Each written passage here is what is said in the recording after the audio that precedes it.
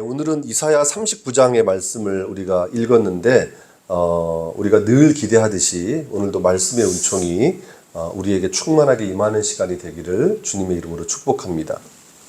여러분 잘 아시는 이솝 우화에 이런 이야기가 있습니다. 여우와 까마귀의 이야기 들어보셨나요? 어느 날 여우가 이렇게 숲속을 거닐다가 저 나무 위에 까마귀가 고기를 물고 있는 걸 본 거예요. 여우가 너무 배가 고파서 그 까마귀가 물고 있는 고기를 좀 먹고 싶어서 한 가지 꾀를 냅니다. 까마귀에게 이런 이야기 하죠. 당신이 착한 노래를 잘 한다고 들었는데 당신의 노랫소리를 듣고 싶습니다. 그렇게 이야기를 하니까 이 까마귀가 어디서도 인정을 못 받았다가 여우가 자기 노래 잘한다고 아름다운 목소리 듣고 싶다고 하니까 그 물고 있던 고기를 생각도 못하고 노래를 부르죠. 그러면서 고기가 땅으로 떨어지는 거예요. 그래서 여우가 그 땅에 떨어진 고기를 물고 도망갔다는 이야기가 이솝 우화에 있습니다. 이 우화가 우리에게 주는 교훈은 무엇일까요? 까마귀 입장에서 보자면 누군가 자기를 칭찬할 때 좀 의심해야 되는 거죠. 이게 무슨 목적으로 나를 칭찬하는 건가? 이렇게 의심해야 되는 거고, 또 이제 한편으로는 그런 교훈을 주는 것 같아요. 자기를 자랑하는 것이 결코 자기에게 득이 되지 않는다는 것. 그것을 우리에게 전해주는 이야기가 아닐까 싶습니다. 오늘 우리가 이사야 39장의 말씀 읽었는데 좀 똑같지는 않지만 꼭 같은 상황은 아니지만 여우와 까마귀의 이야기가 저는 생각이 났습니다. 그 인간의 자랑이 얼마나 무익한지 여실하게 보여주는 본문이 아닐까 싶었습니다. 자, 오늘 본문은 우리가 읽은 대로 히스기야라고 하는 왕의 이야기입니다. 히스기야는 남쪽 유다 왕국의 13번째 제13대 왕이었습니다. 성경에서 다윗을 제외하면 그렇게 긍정적인 평가를 받았던 왕이 많지 않거든요. 근데 그 중에 그 긍정적인 평가를 받았던 왕 중에 하나입니다. 요시야라는 왕도 되게 긍정적인 평가를 받았고 히스기야도 긍정적인 평가를 받은 왕입니다. 그러니까 나름 괜찮은 평가를 받은 왕이었어요. 하나님께 그렇게 인정받은 왕이었습니다. 특별히 이 그러니까 아시리아 제국이 이제 북이스라엘을 점령하고 그 여세를 몰아서 남하 정책을 펼칠 때 원래 이제 아시리아의 목적은 북이스라엘 멸망시켰으니까 그 기세를 몰아서 남유다까지 완전히 이제 멸망시킬 목적이었는데 그게 뜻대로 되지 않았죠. 이제 유다 왕국의 입장에서 보면 그 절체절명의 위기에서 그 나라를 건져낸 왕이 히스기야였던 거예요. 이제 아시리아 입장에서 보면 굉장히 아쉬운 상황이긴 하지만 유다 왕국의 입장에서 보자면 히스기야가 아주 대단한 그 지도력을 발휘해서 나라를 위기에서 구해낸 거죠. 물론 성경은 그것을 히스기야의 어떤 능력이나 히스기야의 지혜로 설명하지 않고 하나님의 은혜로 설명합니다. 하나님의 놀라운 은혜가 있었기에 가능한 일이었다는 것이죠. 그렇지만 성경은 그 위기 상황에서 신앙의 힘으로 또 신앙을 가지고 그 위기를 잘 헤쳐나갔던 히스기야의 리더십을 높게 평가하고 있습니다. 자, 그러나 오늘 본문을 보시면 우리가 익히 알고 있는 그런 히스기야의 모습이 전혀 없습니다. 오늘 본문은 히스기야가 굉장히 긍정적인 평가를 받은 왕이라고 제가 말씀을 드렸지만 히스기야의 실패를 보여주는 본문이 바로 오늘 본문입니다. 어떤 주석가들은 오늘 본문에 나오는 히스기야의 모습을 그 솔로몬의 그 말년의 모습과 비교하기도 합니다. 여러분 아시겠지만 솔로몬도 대단한 왕이었잖아요. 그러나 말년에 많은 나라들과 이렇게 그 결혼 정책을 통해 가지고 후궁들을 또 첩들을 맞이하게 되면서 우상들을 받아들이게 되고 이방 신앙을 받아들이게 되면서 이렇게 몰락하는 모습을 우리가 성경에서 보게 되는데 그것과 비교될 정도로 히스기야가 어떤 실패하는 모습을 성경은 보여주고 있다는 거죠. 그만큼 치명적인 실패를 했다는 의미입니다. 결론적으로 말씀드리면 히스기야는 앞으로 하나님의 그 백성들의 그 적이 될 지금 당장은 적은 아니지만 적이 될 나라 그러니까 바벨론이라는 나라에게 유다의 운명을 맡겨버린 엄청난 실수를 범하고 만 것입니다. 그 내용이 바로 오늘 본문의 내용입니다. 자, 먼저 1절을 보시면 그때 이런 말씀으로 시작하죠. 여기서 그때라고 하는 것은 히스기야가 병들어 죽게 되었다가 극적으로 살아났을 때를 이야기합니다. 이제 히스기야가 병들었다가 극적으로 살아난 이야기는 이사야 38장에 자세히 나와 있습니다. 그리고 36장부터 읽어보시면 유다 왕국이 그 아수르 왕 사네립의 침공을 받았을 때 그때를 기록하고 있는데, 당시에 그 유다 왕국은 정말 바람 앞에 놓인 등불처럼 아주 위태로운 상황이었습니다. 더구나 사네립의 그 신하였던 랍사게라고 하는 군대 장관이 있는데, 이 랍사게가 예루살렘 성 앞까지 와서 아수르를 대항하면, 우리 아시리아 제국을 대항하게 되면 너희들은 살아날 수 없을 것이라고 위협을 합니다. 그리고 심지어 너희 유다 왕국 사람들이 믿는 하나님, 여호와 하나님을 막 조롱하죠. 그래서 유다 왕국의 왕이었던 히스기야는 정말 체면이 말이 아니었던 겁니다. 이제 그들의 그렇게 막 그 격동시키는 그런 말들을 들었을 때 힘이 있으면 같이 나가서 싸워야 되는데, 나가서 싸울 힘은 없고 용기도 없고, 그리고 나가서 싸워봤자 지는 거 뻔한 상황이었기 때문에 나갈 수가 없었습니다.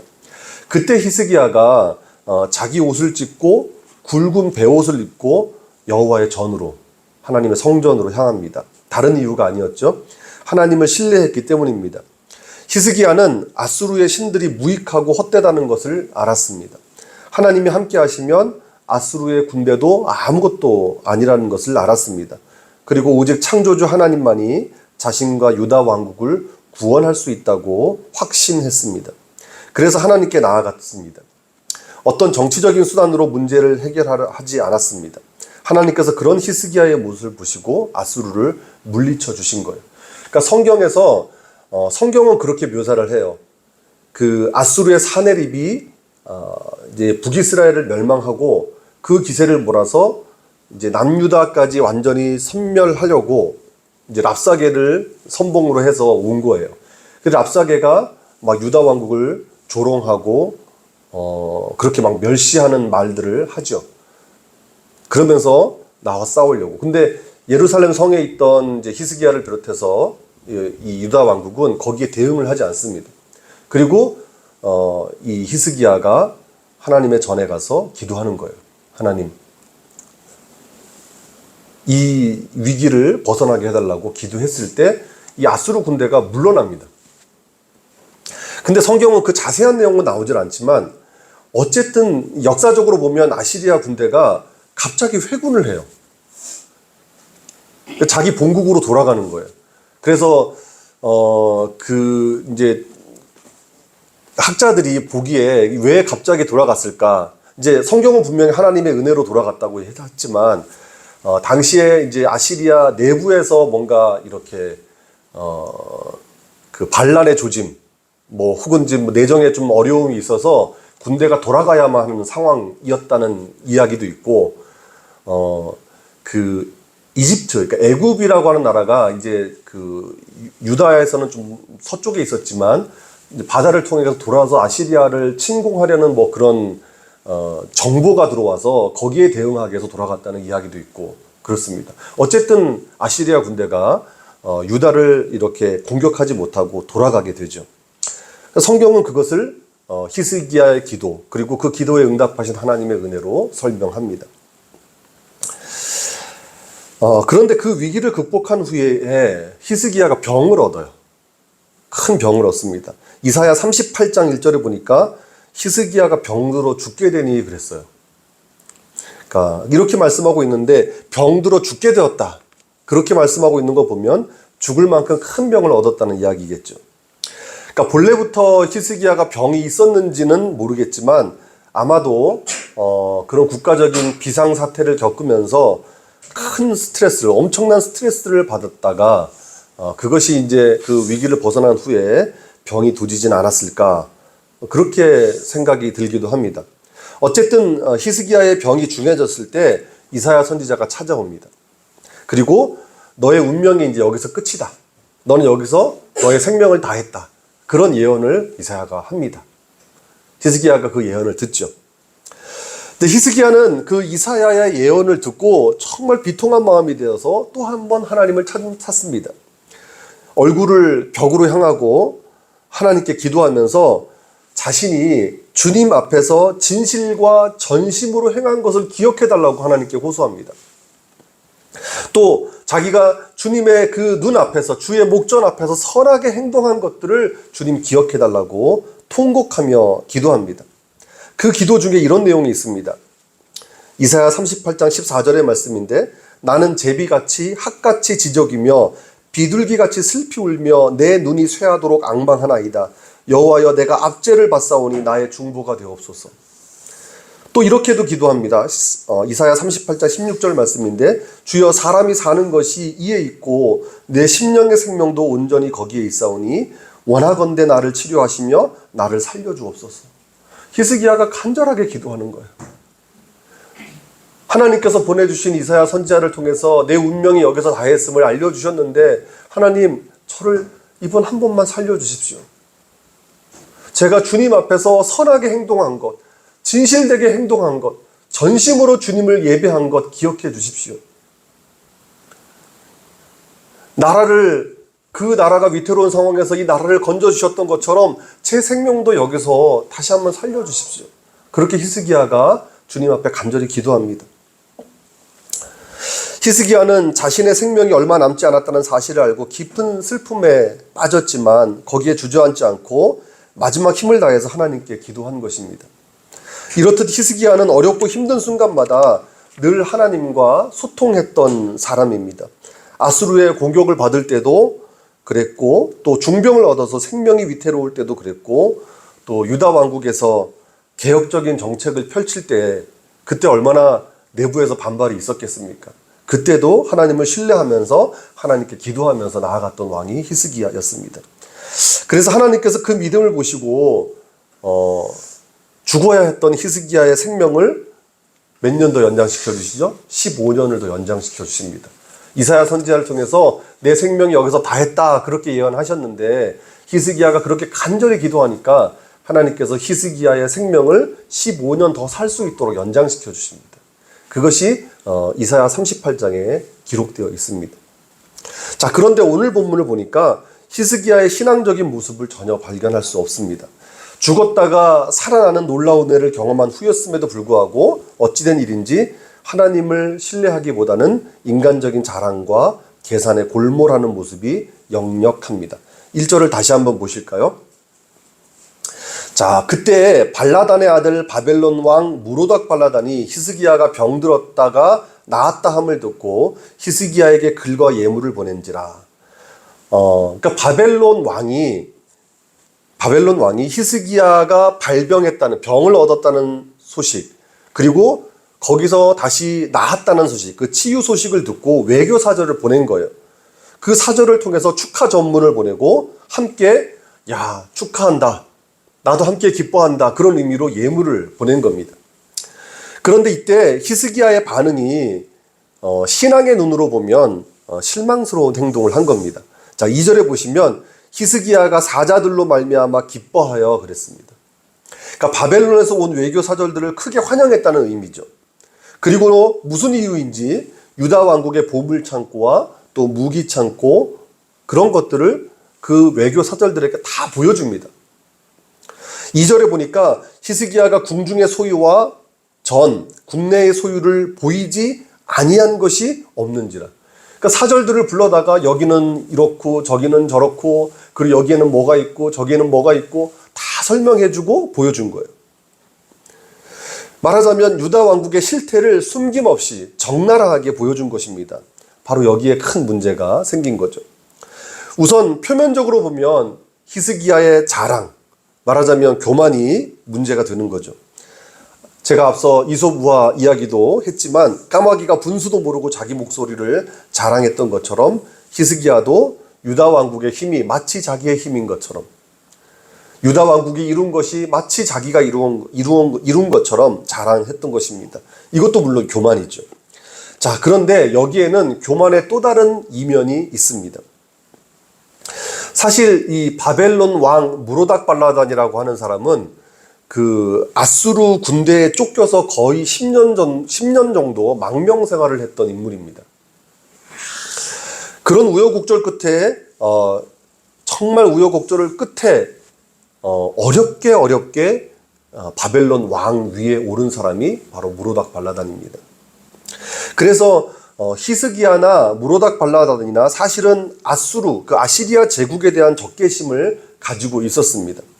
히스기야는 그 아수르 사네립의 침공을 받은 경험이 있었고, 또 무로닥 발라단은 아수르의 정치적인 압력으로 망명 생활을 해야 했으니까 두 사람 모두 아수르에 대한 적개심을 가질 수밖에 없는 것이죠. 그것이 두 사람의 공통점이었고 서로가 그 점을 잘 알고 있었던 겁니다. 그러므로 무로닥 발라단이 외교 사절을 보낸 것도, 히스기야가 그 사절단을 기쁘게 맞이한 것도 사실은 아수르에 저항하고자 하는 정치적인 계산이 깔려 있었던 거죠.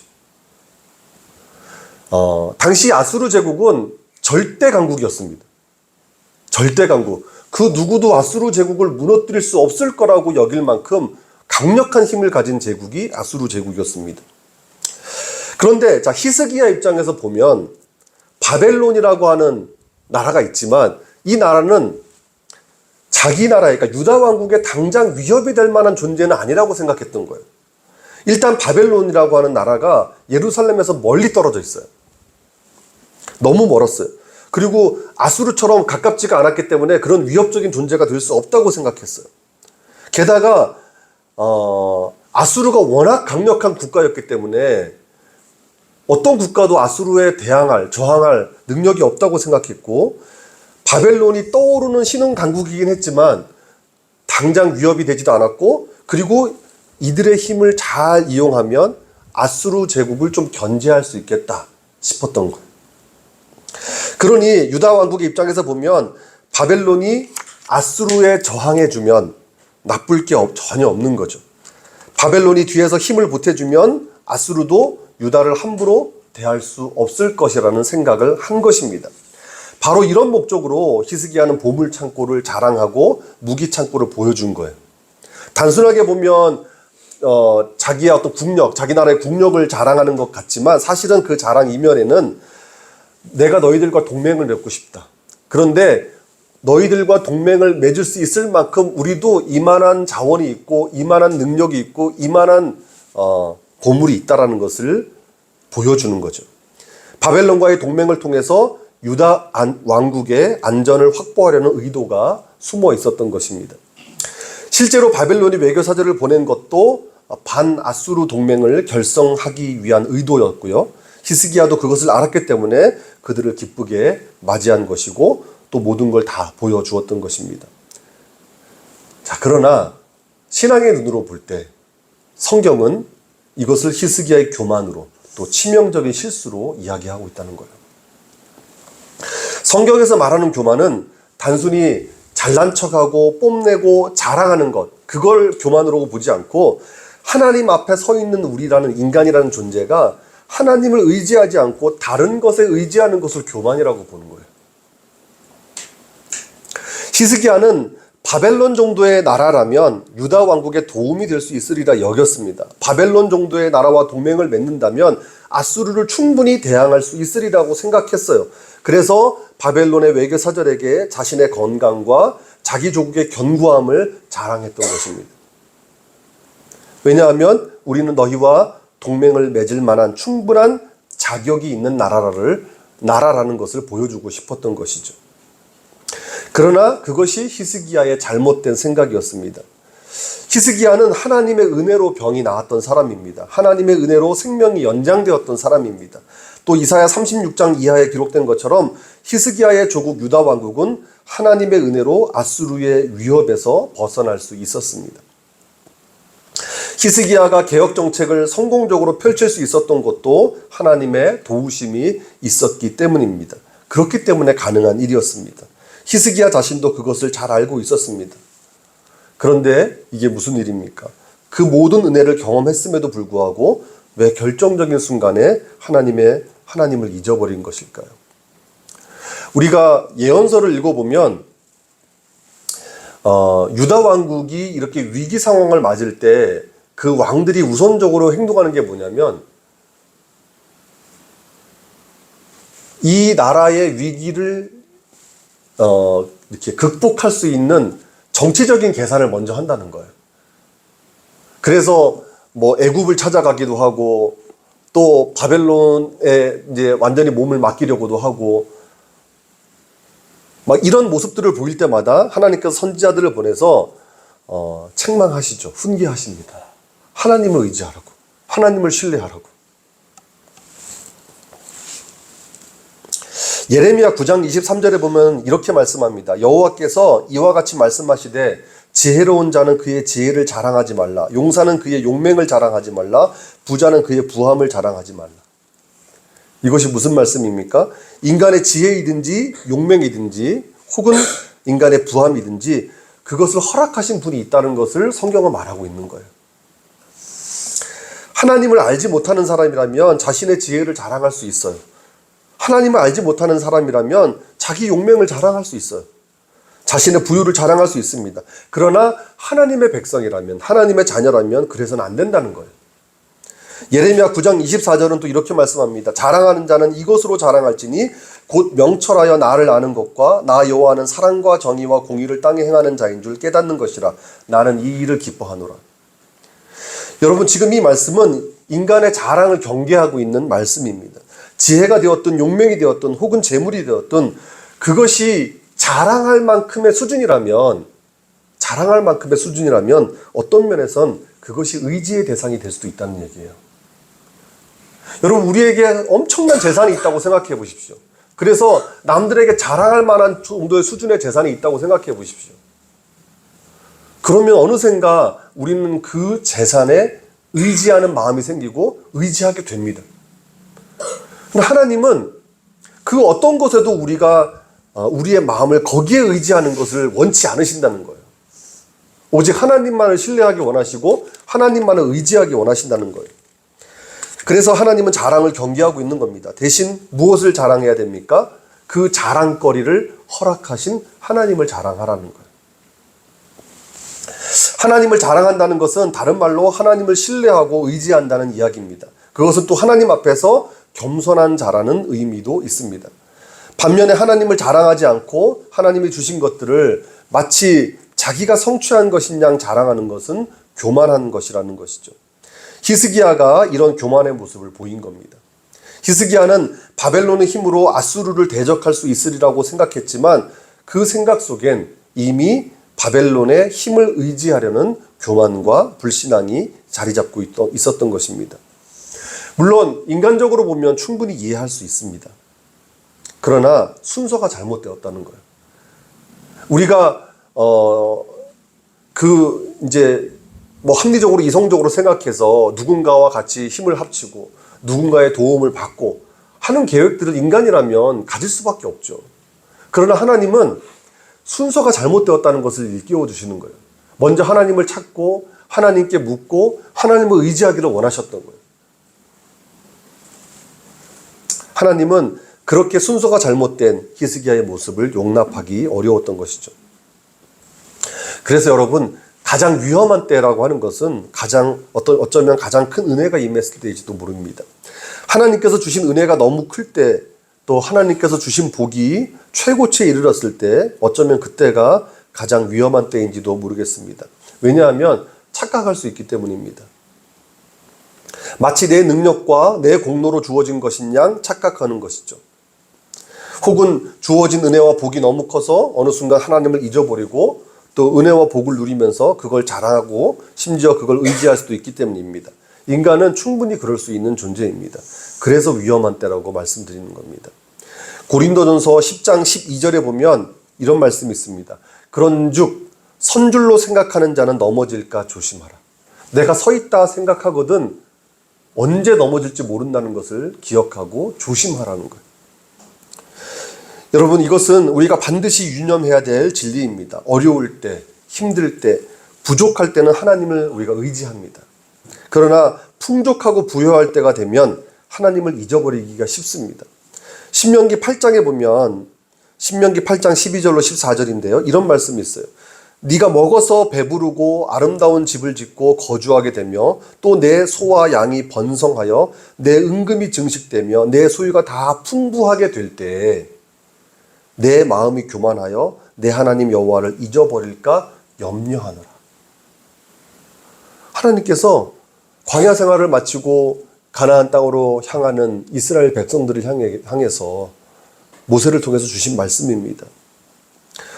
하나님께서 이제 은혜를 주실 거예요. 그들에게 복을 주실 거예요. 그들이 풍족해지고 잘 살게 될 거예요. 그런데 하나님 말씀하시는 거예요. 네가 먹어서 배부르고 아름다운 집을 짓고 또 너 가축이 풍성해지고 너의 모든 소유가 넉넉해질 때 그때 혹시 네 마음이 교만해져서 하나님을 잊어버릴까 내가 염려한다 말씀하신 거예요. 히스기야는 그런 하나님의 염려의 마음대로 어떻게 보면 그런 실수를 범한 것이죠. 히스기야를 다시 한번 생각해 보십시오. 그에게 주어진 것은 그의 힘으로 얻은 게 아닙니다. 그의 능력으로 성취된 것이 아닙니다. 건강도 또 생명도 유다 왕국의 존재도 다 하나님이 허락하시고 부으신 은혜였습니다. 그렇기 때문에 히스기야는 하나님을 자랑해야 되는 것이죠. 다시 말해서 하나님을 더욱 의지하고 하나님을 더욱 신뢰했어야 되는 것입니다. 보물창고의 보물도 무기창고의 무기도 하나님께서 허락하신 것인데 그것을 왜 자랑합니까? 왜 그것을 자랑해서 바벨론의 동맹을 유도하려고 합니까? 정말 바벨론의 동맹이 필요했다면 먼저 하나님께 기도하고 하나님을 의지하면서 그것을 물었어야죠. 히스기야의 행동은 하나님 앞에서 교만이었고 하나님의 영광을 가로채는 행동이었던 겁니다. 오늘 보면 5절 이하에 보시면 이사야 선지자의 예언이 기록되어 있습니다. 히스기야가 자랑했던 모든 소유들이 바벨론으로 옮겨질 것이고 또 히스기야의 자손들은 바벨론의 포로가 될 것이고 그들의 신하가 될 것이라는 무서운 말씀이죠. 여러분 아시겠지만 이 아수르 제국이 그렇게 강력했던 아수르 제국이 영원할 것 같았는데 무너졌어요. 어느 나라에게 무너졌습니까? 바벨론 제국에 무너졌어요. 그리고 이사야 예언대로 그 바벨론 제국이 예루살렘을 함락시키고 나서 그 예루살렘에 거주하던 모든 기득권자들, 나름 지도자격인 사람들 다 데리고 포로로 끌고 바벨론으로 갔죠. 그래서 예루살렘 땅에는 소위 말해서 무지렁이 같은 사람들만 남아 있었습니다. 이사야 예언대로 그렇게 된 거죠.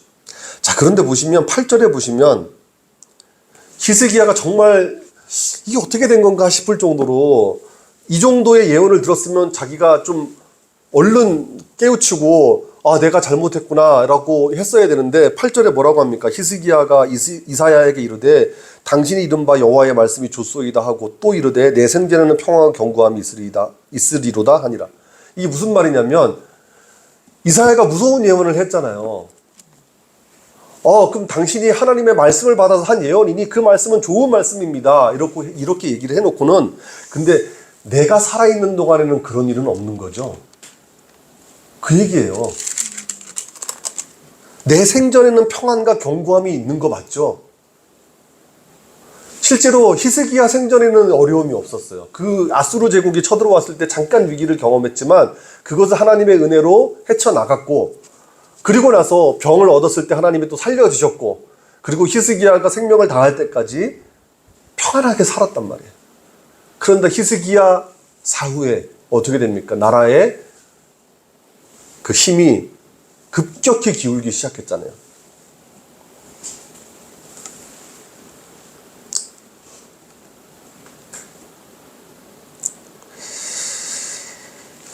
히스기야는 바벨론을 끌어들여서 아수르를 대항하려고 했지만 그것은 히스기야의 생각일 뿐이고 어리석은 생각일 뿐이었죠. 도리어 바벨론에게 사로잡히는 결과를 맞이하게 된다는 그런 예언입니다. 히스기야의 치명적인 실수 한 번으로 가혹한 형벌을 받게 된 것입니다. 그 실수가 바로 교만입니다. 하나님을 자랑하지 않는, 하나님을 의지하지 않는 교만입니다.